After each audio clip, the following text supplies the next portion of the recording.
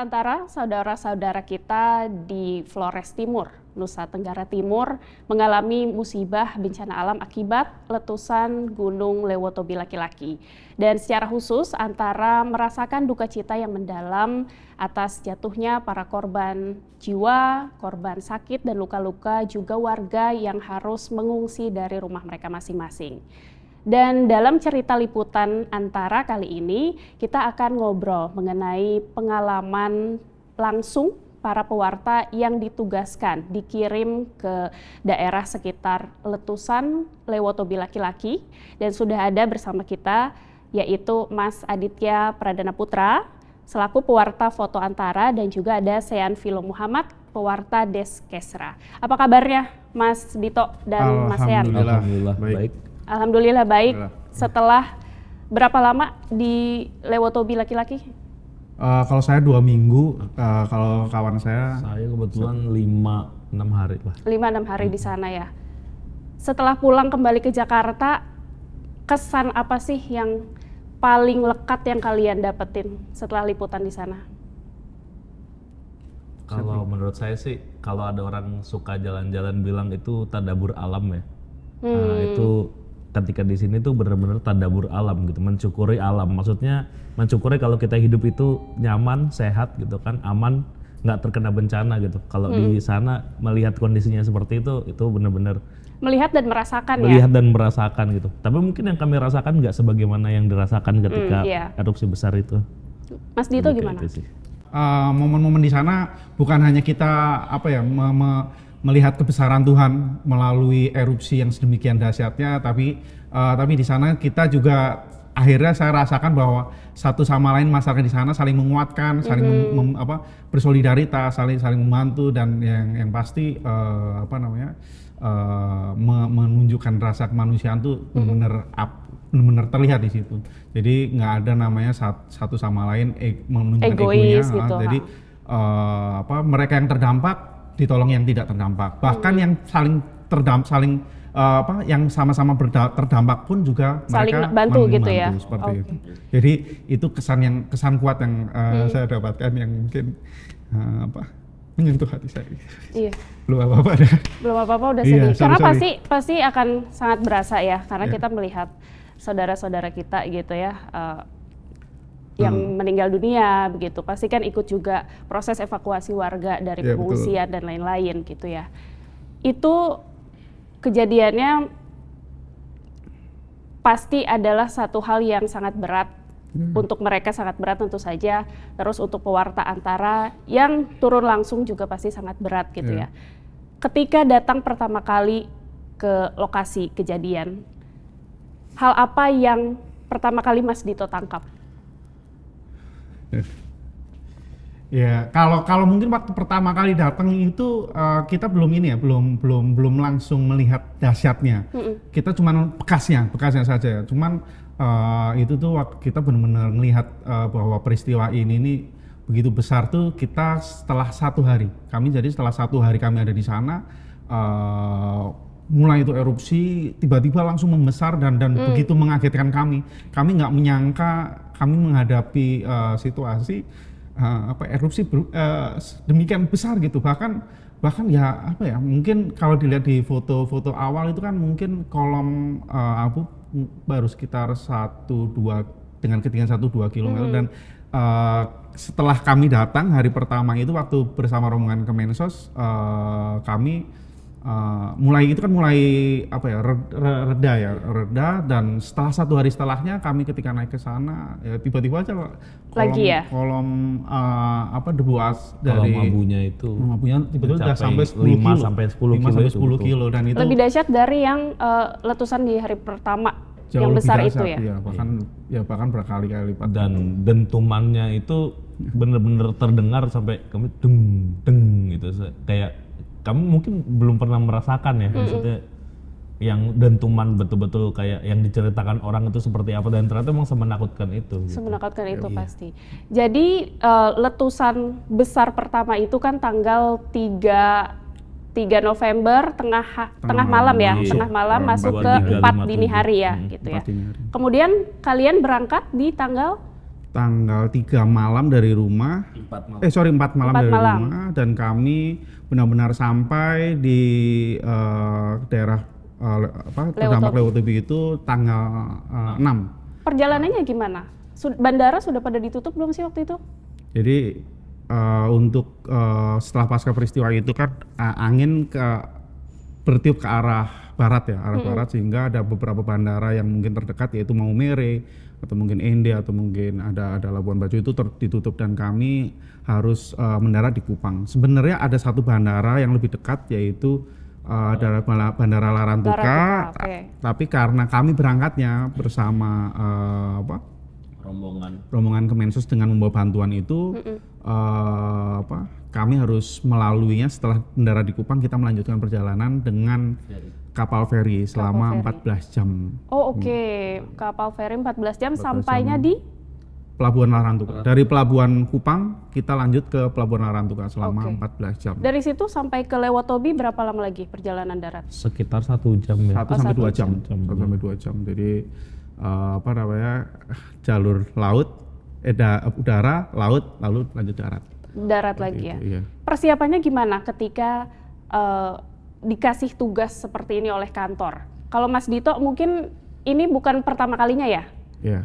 Liputan bencana. Ya, jadi untuk saya sih untuk liputan bencana saya bukan untuk pertama kalinya, dan di Flores Timur pun saya juga bukan yang untuk pertama pertama kali ya. Jadi entah kenapa di waktu mungkin 2-3 tahun terakhir saya dijodohkan sama Flores Timur. Jadi sebelumnya saya pernah meliput bencana badai Seroja di Flores Timur, dan ternyata setelah badai Flores Seroja selang 2-3 tahun ini saya harus kembali ke sana dengan meliput dampak erupsi Gunung Lewotobi lagi seperti itu. Tapi persiapannya memang sudah kalau secara khusus gitu ya? Oke, jadi untuk persiapan sendiri saya sebenarnya ditugaskannya nggak jelas ya, apakah harus mengikuti arahan tentang peliputan Kemensos saja atau enggak, tapi yang saya persiapkan itu saya mempersiapkan akan tinggal di sana untuk beberapa hari ke depan seperti itu. Jadi ya emang meskipun dalam rundown liputan yang diberikan oleh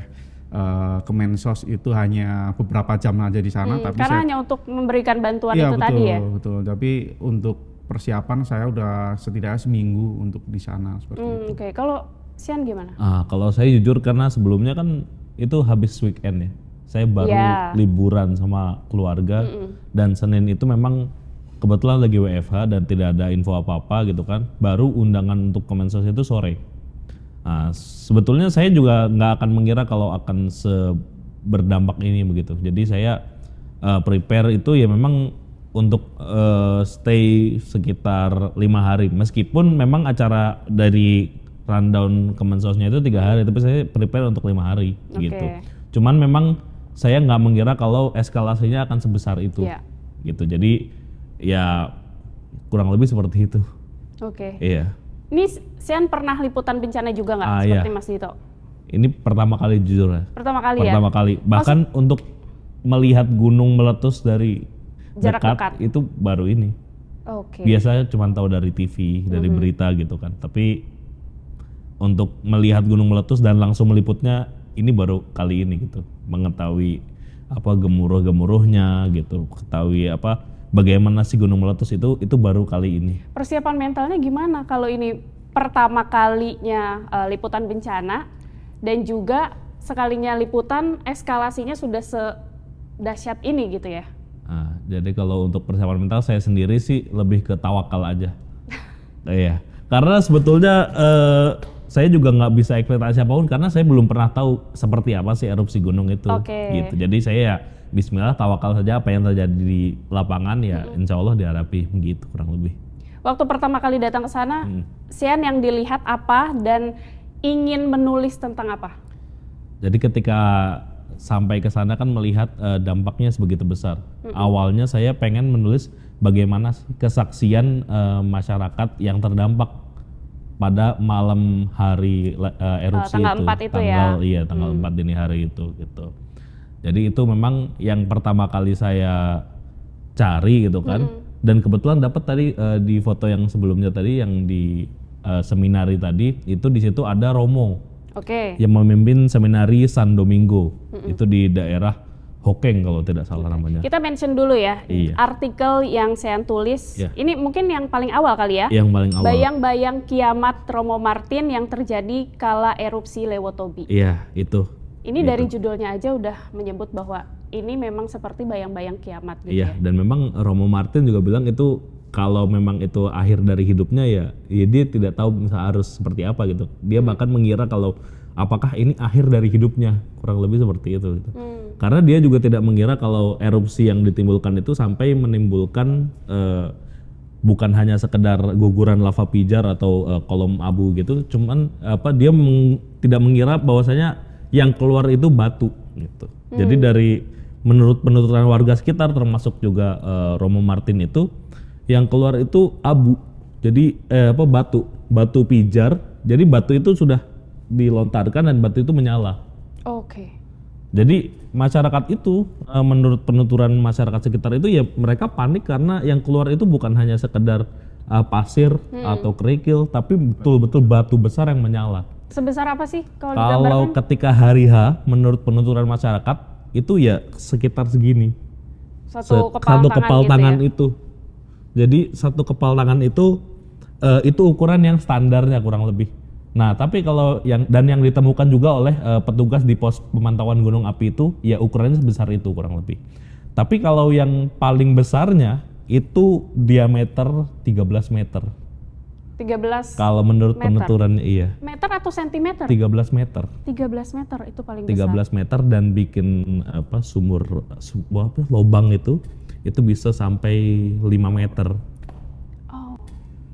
Dan semencekam itu ya. Dan sebetulnya Sean kan juga menceritakan apa yang Sean rasakan, kemudian dari cerita-cerita para narasumber di lapangan gitu ya, Iya. soal betapa mencekamnya gitu situasi saat tanggal 4 November itu. Iya. Dan nanti kita cerita juga soal bagaimana Sean dan Mas Dito sama-sama ikut terjebak dalam situasi Iya. eskalasi itu ya. Iya. Mas Dito pas sampai di sana setelah memberikan ikut ke Mensos untuk memberikan bantuan gitu ya.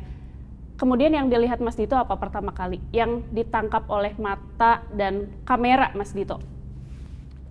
Oh ya kalau jujurnya waktu Kemensos datang itu saya belum belum segitu tersentuh ya, maksudnya seperti itu masih seperti halnya ketika saya meliput mungkin ketika Kemensos datang ke lokasi bencana misalnya banjir di Jakarta di tempat lain atau gitu apa ya. Cuman ada hal lain bahwa ini memang benar-benar sesuatu yang istimewa itu ya karena mereka di beberapa titik posko pengungsian setelah Kemensos itu pergi, setelah rombongan Kemensos itu pulang kembali dan kami harus bertahan untuk di sana dan kami harus ke titik-titik pengungsian lainnya. Yang membedakan adalah posko-posko banyak dari posko-posko pengungsian tersebut maksudnya masih terdampak juga gitu. Jadi mungkin untuk beberapa posko yang jaraknya sangat aman mungkin ya seperti halnya posko-posko ini ya, maksudnya tanpa ini Swadaya mereka. Ya, Jadi ada beberapa titik yang meskipun mereka ada di tengah posko, tapi mereka masih dihujani oleh hujan abu, kerikil, terus bahkan untuk beberapa tempat sempat mengalami hujan deras ya udah berantakan kayak gitu. Iya. Jadi memang butuh penanganan. Ya. Tapi ketika di sana sebetulnya pemetaan lokasinya kalian liputan tuh kayak apa sih? Hari pertama mungkin ketika sampai sana kan masih bareng Kemensos untuk melihat pembagian bantuan gitu ya. Terus setelah itu titik-titik kalian meliput tuh kayak apa?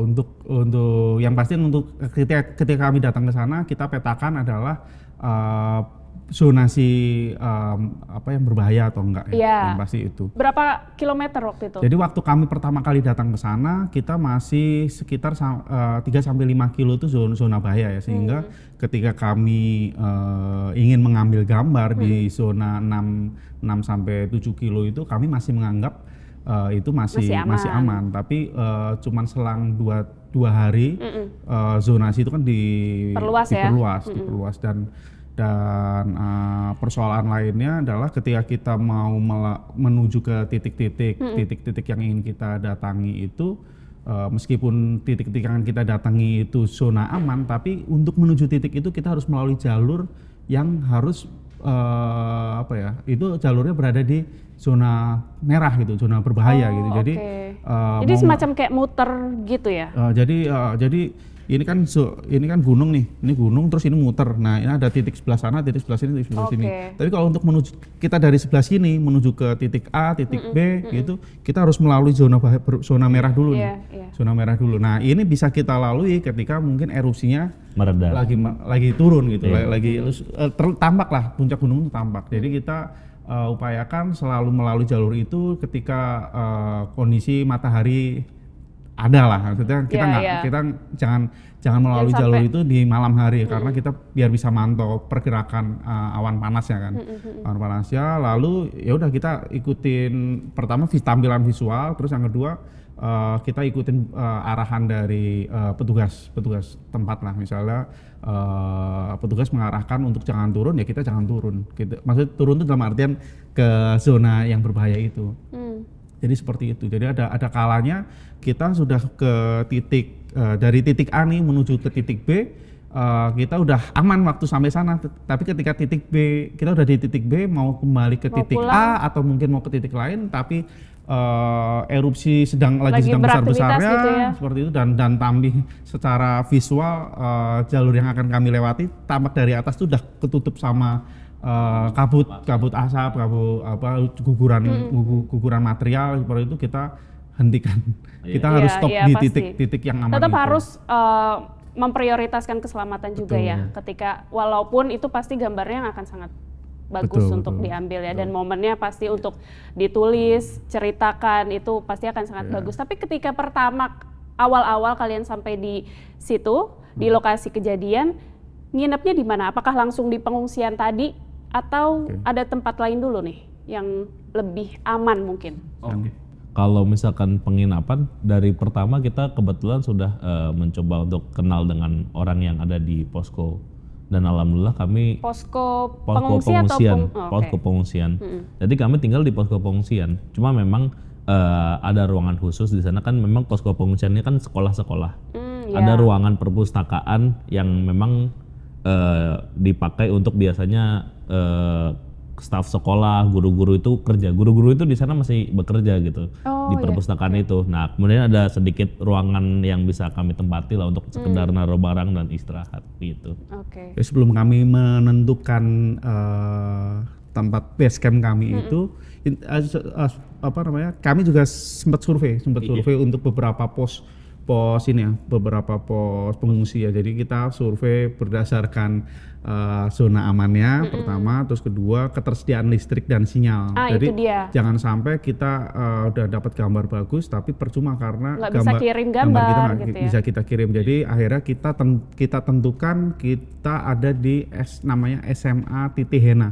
Negeri 1 Titihena. Kecamatan apa namanya? Iya, Kecamatan Titihena. SMA Negeri Titihena itu ada di zona 25 kilo dari zona erupsi. Jadi di situ selain zona aman, listrik aman, sinyal aman, dan dari situ pula dari jarak 25 kilo kita juga masih bisa mantau gunung gitu. Jadi masih bisa kelihatan erupsinya gitu ya. Jadi ada beberapa foto saya nanti bisa dilihat kami ambil dari lokasi itu gitu. Jadi semua masih bisa tercover. Artinya base campnya kan di jarak 25 km.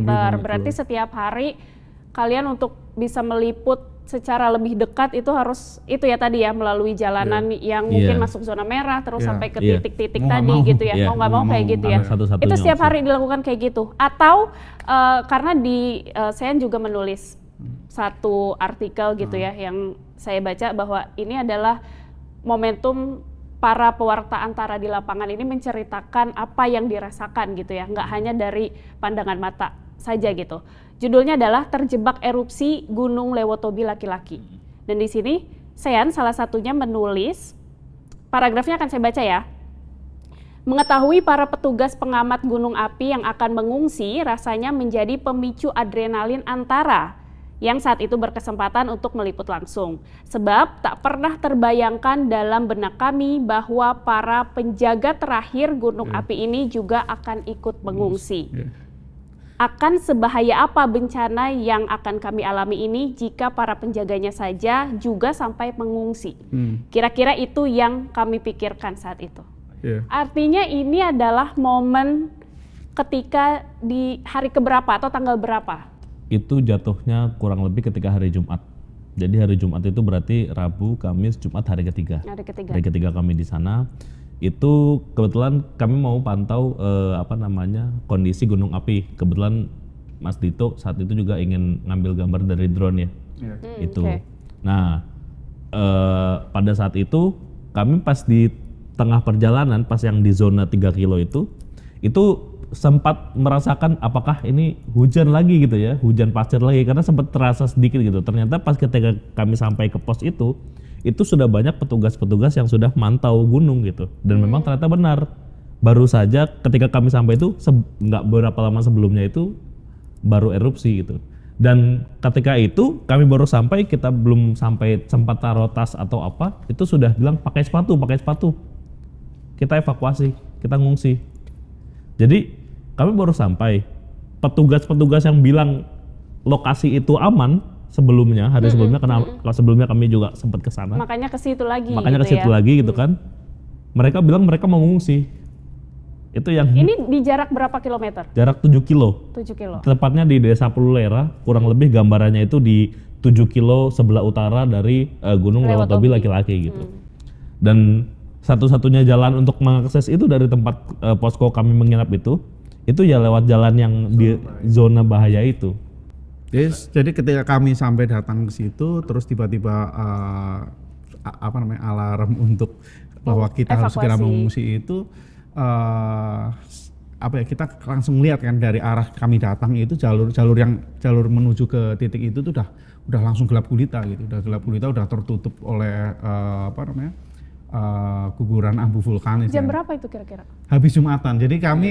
Jadi mungkin bisa diceritakan hari Jumat itu kami itu sengaja ke sana itu habis jam-jam sholat Jumat kan. Jadi habis sholat Jumat kita, meskipun kita nggak sholat Jumat karena memang nggak ada gitu. Jadi musafir ya. Jadi habis zuhur itu kami berangkat ke sana, terus kami sempat untuk belok ke titik-titik yang katanya juga terdampak, tapi kita belum datangin kan. Terus kami lanjutkan ke posko itu, pos pantau itu. Jadi selang kami turun dari motor, lalu kami menyapa petugas-petugas yang di sana, nggak lama langsung itu. Ya udah kita balik kanan, wah jalur yang barusan kami lewati udah ketutup tuh. Bayangkan kalau kami terlambat 5 atau 10 menit, kami berada, kami bukan terjebak di zona yang mungkin masih dalam tanda kutip masih agak aman, tapi kita terjebaknya ada di dalam istilahnya kabut asap gitu. Jadi ya itu yang perlu kami syukuri ya. Jadi perlu kami syukuri ya. Tepat waktu aja kami datang sampai situ. Setelah itu evakuasinya lalu kemana? Ikut bareng dengan para petugas? Kita ke arah utara. Jadi karena memang kan kalau mau balik lagi ke selatan dan terus kemudian jalan ke arah timur ke tempat posko kami udah nggak mungkin. Jadi kami ke utara. Sementara kami ke kantor desa. Jadi memang dari situ nggak jauh ada kantor desa. Ini kita naik ke sini. Ya, ke daerah itu. Kantor desa, karena memang di kantor desa itu kami lihat cukup aman, dan saat itu sudah mulai hujan kerikil, jadi kepala sudah nggak enak, terus jarak pandang sulit. Akhirnya kami merapat dulu ke kantor desa sampai mereda begitu. Tapi ternyata sampai jam 5 sore menjelang jam 6 itu kan nggak kunjung mereda. Ya mereda, cuman kalau kami balik ke posko kami yang harus lewat itu masih gelap.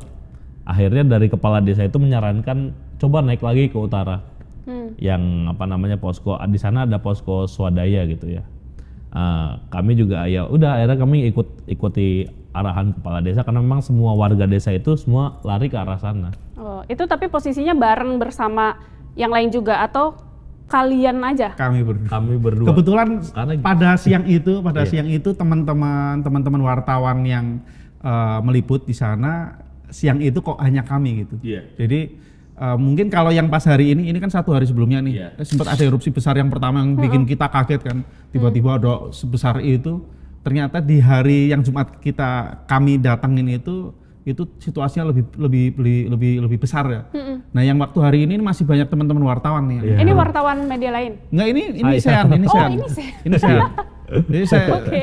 ya dia masih di tengah deadline kan, tapi situasinya kan ternyata tiba-tiba erupsi Tetap seperti ya itu. sambil buka laptop Ya, gitu ya. jadi mumpung ada sinyal sih kita Oke. mikirnya waktu itu Memanfaatkan aja ya. mumpung ada sinyal, terus ya masih katanya di sini masih zona aman lah, zona aman ya. Udah kita beranikan diri sambil ngirim sambil motret ya kan. Ini di hari Kamis, selalu di hari Jumat itu teman-teman yang waktu itu di hari Kamis ikut liputan sama kami, kebetulan Oh, udah nggak di ikut. hari Jumat itu sendiri.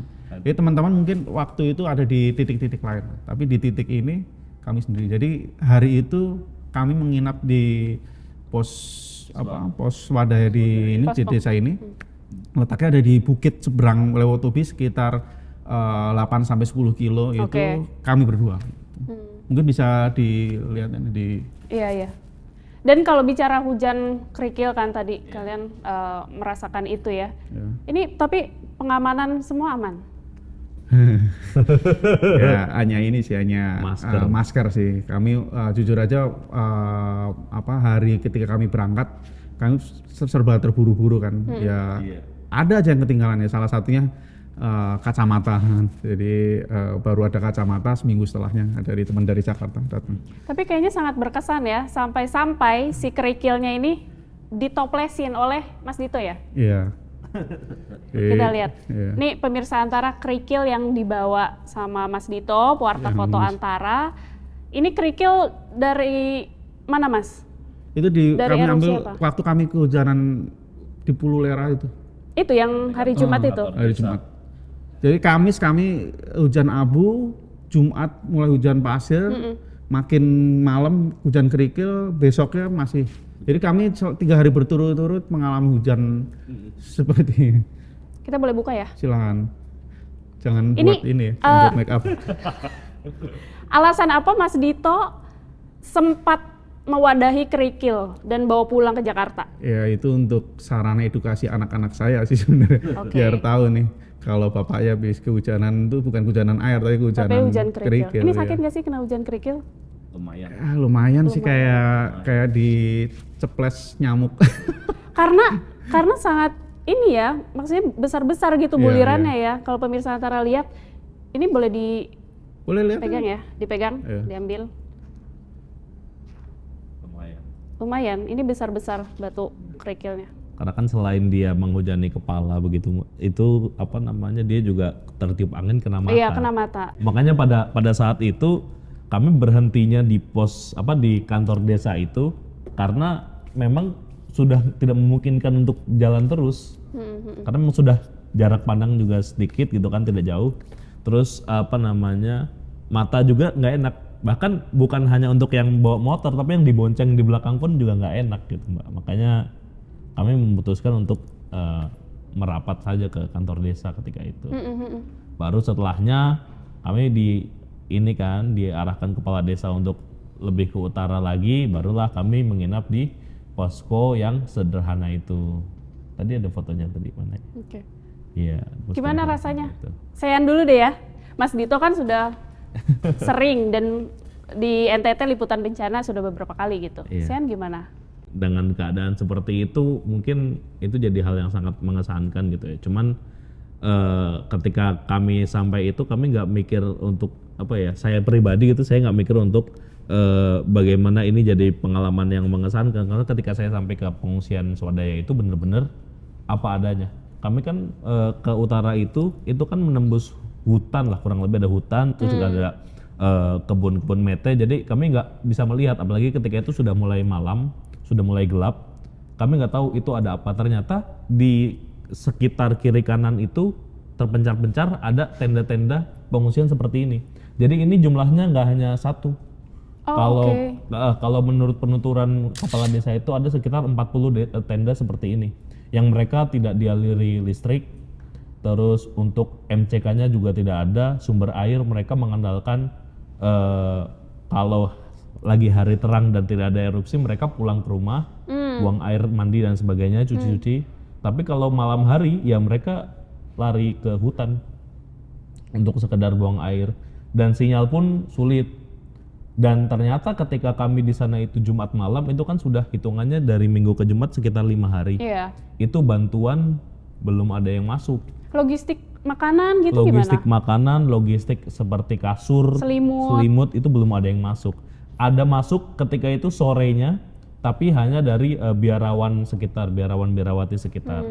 Akhirnya kan kami juga pikir, aduh kalau misalkan kami datang langsung duduk gak enak gitu. Jadi saya coba untuk beritakan lah. Dan alhamdulillahnya sama teman yang di sini dikonfirmasi ke BNPB untuk terkait ini jadi ada loh pengungsi swadaya yang belum dapat bantuan gitu. Dan ternyata besok paginya ya itu langsung ada yang mengirimkan bantuan, entah meninjau atau mengirimkan bantuan, tapi ya alhamdulillahnya berdampak lah untuk mereka gitu. Iya, Jadi lebih itu mungkin salah satu privilege sebagai wartawan gitu ya, bahwa apa yang kita beritakan mungkin bisa memberikan manfaat buat orang lain. Nah, kalau Mas Dito sendiri gimana? Kesannya atau mungkin impresi yang didapat ketika harus tidur sama pengungsi? Kalau liputan tentang gunung berapi kan sebenarnya saya bukan pertama ya, maksudnya. Tapi beberapa tahun sebelumnya, tahun 2010 itu saya pernah di waktu Gunung Merapi. Iya. Waktu Gunung Merapi mungkin yang membedakan kalau mungkin waktu di Merapi ya karena itu posisi di Jawa, terus akses untuk orang-orang atau instansi-instansi pemerintah lebih untuk lekas membantu gitu ya. itu juga lebih masif dan lebih cepat kan. Nah, yang untuk di Lewotobi ini emang kendalanya waktu yang saya lihat ya memang soal itu aksesibilitas ke pengungsi-pengungsi ini, terutama mereka yang bukan di posko-posko utama yang disediakan oleh pemerintah. Jadi meskipun di tengah keterbatasan itu mereka berusaha survive, mereka berusaha untuk mandiri, swadaya, terus ya apa aja yang mereka miliki mereka optimalkan lah.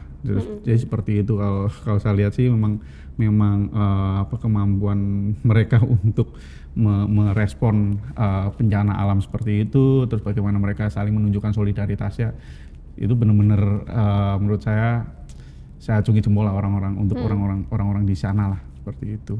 Jadi, secara personal yang paling meninggalkan kesan, yang paling mungkin bikin Mas Dito menjadi terharu kah atau paling tersentuh itu ketika apa sih, Mas?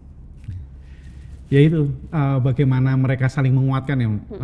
Misalnya ada satu momen ketika saya meliput evakuasi pengungsi dari salah satu desa yang itu sebenarnya juga tempat pengungsian, tapi karena desa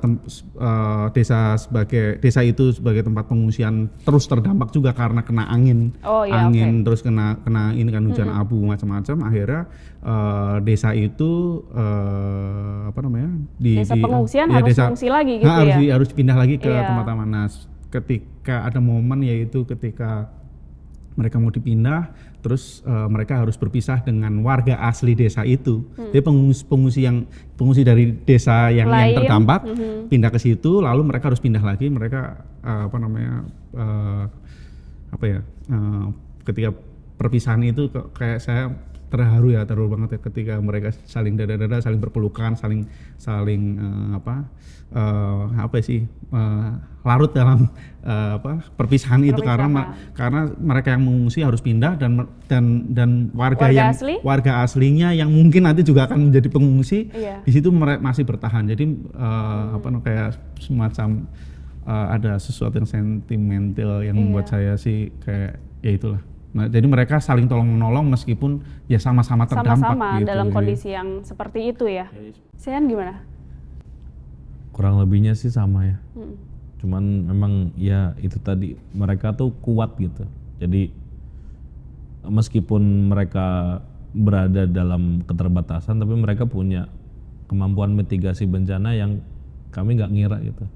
Ada solidaritas antara kepala desa gitu kan, saling bantu-bantu. Kayak yang tadi desa Pululera itu dia dapat bantuan dari biara-biara, kan kelompok biarawan biarawati itu juga karena diberitahu oleh kepala desa yang lain bahwasanya itu ada di desa itu ada yang mengungsi swadaya nggak bisa kemana-mana gitu.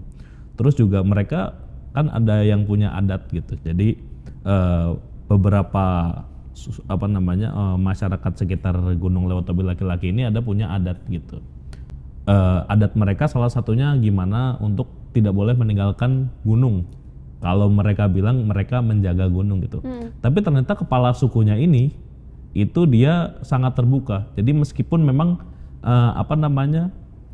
adatnya itu tidak membolehkan dia untuk meninggalkan gunung, tapi dia juga peduli dengan yang namanya bencana alam. Jadi dia kalau kemarin saya tanya kurang lebih begini, kan ada opsi untuk relokasi dan lain sebagainya, kalau direlokasi mau atau tidak gitu. Ya, dan dia bilang memang kalau memang direlokasi ya siap relokasi gitu. Karena memang itu kan bencana gitu. Terus untuk adatnya seperti apa? Diatasi ya kalau kita bilangnya diakali gitu ya. Itu dengan model seperti piket. Jadi tetap ada yang jaga tapi bergantian dan tidak semua warga secara gitu. teknis nggak ada yang meninggalkan. Iya, kurang lebih seperti itu. Biasanya itu nggak ditinggalin lah. Jadi betul-betul tidak ditinggalkan tapi tidak melibatkan semua gitu. Jadi dia tetap ingin menjaga tradisinya dan juga dia ingin mitigasi bencananya juga masih bisa ya. Gitu, kurang lebih seperti itu. Jadi itu saya takjub bahwasanya mereka itu mengerti dengan mitigasi bencana. Meskipun mereka punya tradisi tapi mereka juga tetap paham dengan mitigasi bencana. Ya. Pasti banyak banget mungkin ya yang didapat dari liputan ini. Sean berapa lama di sana? Kalau saya sendiri sekitar 5-6 hari. 5-6 hari. Mas Dito juga kah? Saya 12 hari sih. Oh 12, lebih lama ya. Jadi Sean kembali pulang duluan. Mas Dito masih stay di sana. Apa yang momen-momen apa gitu ya ketika Sean kan 1 mingguan. Kemudian Mas Dito tambah lagi sekitar 1 mingguan. Momen apa yang penting? Ada beberapa momen yang saya terlewatkan gitu. Jadi karena ada beberapa momen yaitu kayak erupsi yang lagi besar-besarnya di malam hari dengan pemandangan yang begitu mengerikan itu, saya nggak berhasil saya potret karena mungkin saya pas ketiduran atau mungkin saya juga pas lagi nggak siap. Jadi sehingga momen ketika saya pulang itu saya maksimalkan untuk mendapatkan cari bahkan ada ya kayak misalnya yang foto ini saya membutuhkan waktu dari maghrib sampai subuh untuk menunggu sampai stay di sini berarti. Stay di sini. Jadi ini yang kedua kali ya. Jadi waktu saya sama Sean terjebak itu kan saya pertama kali ke sini. Ya kan, lalu saya selang Sean pergi itu saya kembali lagi ke sini untuk ya ini saya ingin mendapatkan benar-benar lava pijarnya terlihat. Jadi kadang di malam hari itu gunung tertutup oleh kabut gitu. Jadi saya ya berusaha semaksimal mungkin mencari waktu ketika gunung lagi clear, lagi bersih lah, tanpa kabut, terus lava pijarnya juga lagi besar-besar ya, seperti itu. Tapi ternyata di momen-momen yang sebelumnya saya bilang saya terlewatkan, saya nggak susah juga sih ya, mungkin sama maksimalnya seperti ini selama akhirnya saya ulangi lagi gitu. Dan sebenarnya ada beberapa peristiwa yang jadi kita benar-benar baru tidur, terus kita terbangun benar-benar kolom abu itu benar-benar membumbung tinggi, lalu diisi oleh cahaya dari lava pijar, lalu keluar petir-petir gitu. Nah, saya sebenarnya pengen seperti itu, tapi ternyata pas hari ketika saya ketinggalan tuh saya pas. Ini kan sesuatu yang menakutkan ya, sesuatu yang mencekam, sesuatu yang suatu bencana gitu, yang bisa mengancam diri kita juga. Apa yang kalian lakukan ketika harus bekerja secara profesional? Mas Dito ngambil gambar, Sean melihat keadaan sekitar dan wawancara narasumber di tengah ketakutan kalian. Apa memang berasa nggak takut nih ketika ngambil gambar atau gimana sebetulnya? Ya, karena Tuhan sudah memilih saya untuk datang di sini, selain saya bertawakal ya ini kayak jalan jihad saya. Jalan jihad saya. Tapi sambil takut nggak? ya Yang dirasakan gimana takut ketinggalan pasti, takut maksudnya karena pemandangannya kan begitu ini ya, terutama yang erupsi-erupsi besar awal tuh ya kan. Tapi makin ke sini setelah kami melalui 1-2 hari 1-2-3 hari awal kita ngelihat erupsi sedemikian besar, makin ke sini kok kayak biasa aja gitu. Terbiasa. Jadi suara dentuman-dentuman itu seperti lagu Nina Bobo di malam hari. Lalu bijaran-bijaran Jadi itu seperti terhanyut hal ya. iya, jadi akhirnya ya udah apa namanya ya kita lalui aja ya. Kalau saya sih udah ibaratnya ya udahlah, udah terlanjur sampai sini.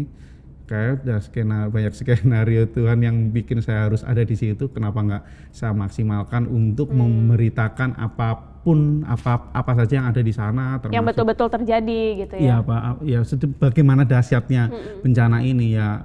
Salah satu jalannya adalah ya udah terutama di malam hari seperti ini kan lava begitu terlihat ya saya harus kejar itu gitu. Meskipun mungkin momen puncaknya di awal-awal itu saya sendiri sering terlewatkan karena dia di jam-jam kami harus Jam tidur ya. Iya, jam-jam kami sudah nggak kuat Iya, ngantuk iya. ya kan. Jadi ada beberapa momen ya kita harus pertahankan rasa kantuk kita untuk kita tahan sejenak lah. Iya. Seperti itu ya. Contohnya ya pas momen-momen ini saya hampir tidak tidur sama sekali. Nyaris nggak ini.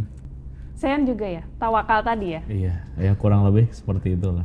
Sudah terlanjur jatuh. Iya. Udah terlanjur Sudah jatuh. Jadi terlanjur. ngasih yang terbaik aja ya Iya. untuk masyarakat Indonesia yang memang butuh berita, kemudian apa yang memang terjadi betul-betul di sana. Dan bicara itu Mas Dito, sebelum pemirsa Antara, sebelum kita tutup obrolan ini kan lavanya memang sangat terlihat gitu ya, dan Mas Dito di sana nungguin tadi ya sebegitu lama, sekian lama gitu sampai bisa mendapat gambar ini. Tapi di media sosial ini ya kita lagi-lagi ya terkena satu impact dari AI mungkin ya, karena ada beberapa di media sosial ada berseliweran juga gambar, misalnya kita disebutkan dengan narasi pray for Lewotobi laki-laki gitu ya.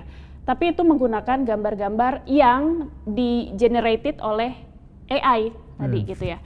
Dan itu disebut oleh media-media termasuk Antara juga sebagai hoax gitu ya. Karena itu memang sesuatu yang bukan nyata, bukan foto asli begitu. Mas Dito sebagai pewarta foto yang langsung hadir di sana, nunggu momen tersebut, gimana pandangannya Mas? Ya kalau saya sih buat teman-teman sih sebisa mungkin untuk menyeleksi terutama visual-visual yang muncul ya. Jangan sampai itu jadi dramatisasi situasi di sana, meskipun memang di sana memang butuh bantuan dan butuh penanganan seperti itu. Cuman khusus untuk foto AI itu emang terlihat ya dalam tanda kutip berlebihan ya, karena dalam radius yang sangat dekat seperti itu kan ada foto kan pas ketika erupsi sedemikian besar, tapi ternyata orang-orang yang di sekitarnya seperti terlihat santai, seperti terlihat ya seperti nggak ada kepanikan ya. Itu hal yang terjadi berkebalikan. Hal itu berkebalikan dengan jarak yang lebih jauh ketika itu, lebih jauh dari foto yang ada yang dikatakan AI dari itu. AI itu aja mereka paniknya Luar biasa sedemikian rupa. gitu ya. Tapi di foto yang di AI itu kan terlihat baik-baik saja, tenang dengan erupsi yang sedemikian dahsyat di belakangnya kan. Jadi itu kayak semacam pembodohan aja bahwa radius seperti itu masyarakat tenang gitu kan. Jadi padahal seharusnya meskipun ya kita jangan terlalu panik sih, tapi ngelihat dengan jarak seperti itu ya kayak ada pembodohan aja. Iya, nggak setenang itu juga gitu. Iya, tetap harus waspada dan harus siaga, harus cekatan juga ya untuk misalnya kita ikutin instruksi buat evakuasi gitu ya. Mas Dito, hal terakhir yang ingin disampaikan mungkin buat pemirsa Antara dengan pengalaman Mas Dito ke lokasi Lewotobi laki-laki seperti apa sih? Kalau saya sih, jadi sampai hari ini kan informasi di sana erupsi masih berlangsung ya kan, meskipun kemarin sempat berapa hari mulai mereda, tapi 2 hari ini mulai naik lagi nih, erupsinya mulai kelihatan naik lagi kan. Nah, ditambah di sana lagi hujan beberapa hari ini juga hujan deras kan. Jadi untuk para pengungsi yang ada di sana atau mungkin teman-teman yang masih bertugas untuk waspada bahwa mungkin akan ada dampak lain, yaitu mungkin ada banjir lahar dingin ya kan. Untuk terus waspada, terus untuk teman-teman yang mungkin pemirsa Antara untuk mungkin bisa terus memberikan perhatian atau memberikan bantuannya, karena masih ada sekitar 13.000 pengungsi yang masih bertahan di pengungsian. Sementara mungkin kita mulai teralihkan dengan berita pilkada atau mungkin dengan berita-berita lain, sehingga karena karena situasi itu mungkin bantuan yang mungkin harusnya mereka terima kayak gitu mungkin jadi sedikit berkurang atau apa. Jadi mungkin bisa lebih tetap diperhatikan. Lalu mungkin untuk warga di sana yang akan direlokasi, ya ikuti aja pemerintah. Lalu untuk pemerintah sendiri semoga proses relokasinya berjalan lancar dan tanpa meninggalkan konflik-konflik lain, karena lahan-lahan baru yang akan ditempati oleh para pengungsi itu. Karena yang dialami sudah cukup berat gitu ya. Semoga semua bisa jalan lancar. Kalau Sean gimana? Kalau menurut saya sih harus masyarakat itu mungkin harus meningkatkan kepeduliannya. Kalau di sana ada saudara-saudara kita juga yang mereka butuh bantuan tadi, terus mungkin informasinya juga mungkin sudah agak meredup karena sudah lama dan menjelang pemilu juga. Tapi yang perlu diingat, kalau status kegawat daruratannya Gunung Lewotobi laki-laki ini sampai 31 Desember 2024. Artinya kan mereka masih harus 1 bulan lebih untuk berada dalam pengungsian dan lain sebagainya itu gitu. Jadi artinya bantuan itu tetap harus disalurkan, didistribusikan. Jadi mungkin yang tidak terdampak bisa membantu untuk bagaimana mereka bisa melakukan kehidupan sehari-hari dengan bantuan itu. Sama juga mungkin di samping membantu buat masyarakat juga yang tidak terdampak, buat pemirsa Antara mungkin lebih harus banyak-banyak bersyukur, karena kita mungkin yang lainnya tinggal di lokasi yang enak gitu, tinggal di lokasi yang aman, nyaman begitu kan, tidak harus sehari-hari dengan berkutat dengan dentuman, karena memang dentuman itu kan setiap hari mereka dengar itu. Jadi kayak bagaimana rasa mereka hidup itu dibayangi ketakutan gitu, sedangkan ada masyarakat lainnya yang hidup itu enak gitu, nyaman, tapi kurang bersyukur gitu. Makanya mungkin lebih ke untuk lebih bersyukur saja gitu untuk hidup itu gitu. Oke. Iya. Thank you Sean untuk ngobrol-ngobrolnya, Mas Dito juga untuk sharing-sharing soal pengalamannya. Semoga ini harapan kita sih ini akan menjadi liputan bencana terakhir ya, tapi kayaknya Indonesia kan memang adalah negara yang rawan bencana gitu. Artinya kita harus bersiap sama mitigasinya. Sekali lagi thank you Sean dan juga Mas Dito. Pemirsa Antara, itulah obrolan kita dengan Mas Dito dan juga Sean soal pengalaman mereka, apa yang mereka rasakan ketika meliput di lokasi erupsi Gunung Lewotobi laki-laki. Dan kita akan ketemu lagi dalam cerita liputan berikutnya. Sampai jumpa. Bye-bye.